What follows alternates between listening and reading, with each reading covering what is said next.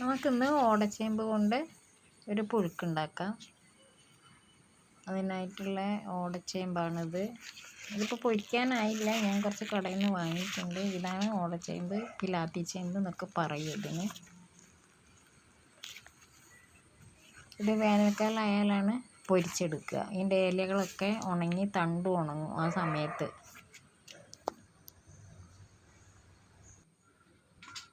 ഇതാണ് അതിലുണ്ടാവുന്ന വിത്ത്. ഈ വിത്ത് ഇപ്പോൾ കടയിൽ നിന്ന് വാങ്ങിയതാണ്. മറ്റേത് പൊരിക്കാനായിട്ടില്ലല്ലോ. അപ്പം അത് പുഴുങ്ങിയെടുക്കാം.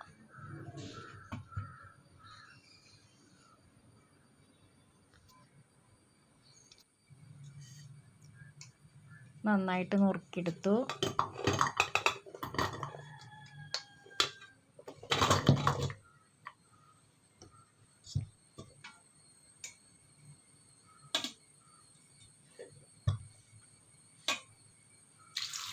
കുറച്ച് വെള്ളം ഒഴിക്കുക.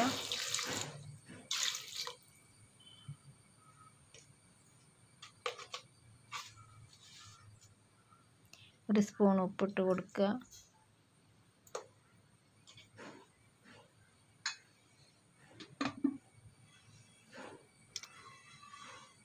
നന്നായിട്ടൊന്ന് വേവിക്കണം. വെളിച്ചെണ്ണ ഒഴിക്കുക. ചീനച്ചട്ടിയിൽ വെളിച്ചെണ്ണ ഒഴിച്ച് കൊടുക്കുക. വെളിച്ചെണ്ണ നന്നായി മൂത്ത് വന്നിട്ട് കടുകിട്ട് കൊടുക്കുക.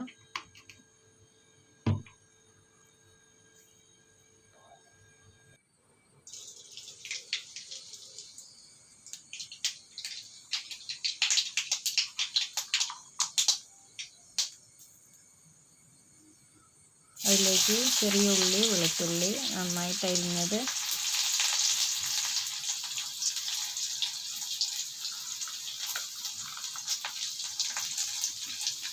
കുറച്ച് കറിവേപ്പില,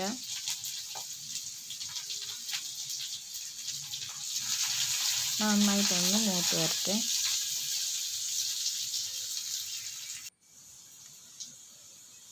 അതിലേക്ക് പുഴുങ്ങി വെച്ച ഓടച്ചേമ്പിൻ്റെത് ഇട്ട് കൊടുക്കുക. നന്നായിട്ടൊരു വറവാണ് ചെയ്യുന്നത്. നല്ലൊരു വറവിട്ടാൽ നല്ല ടേസ്റ്റാണ്. അത് നമുക്ക് സാമ്പാർ ഉണ്ടാക്കുമ്പോൾ ഒരു കഷ്ണം ഇട്ട് കൊടുക്കാം, അല്ലാണ്ട് മുളക് കഷ്ണം ഉണ്ടാക്കാം. എല്ലാ വീട്ടിലും ഒരുവിധം കാണുന്ന ചേമ്പാണിത്. നമ്മൾ കുഴിച്ചിട്ടുണ്ടാക്കില്ല.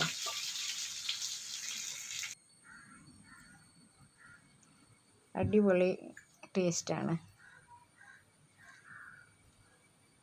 ഇതിലേക്ക് ഞാൻ ചമ്മന്തി, ഉള്ളി, വെളുത്തുള്ളി, കറിവേപ്പില കൂട്ടി ചമ്മന്തി,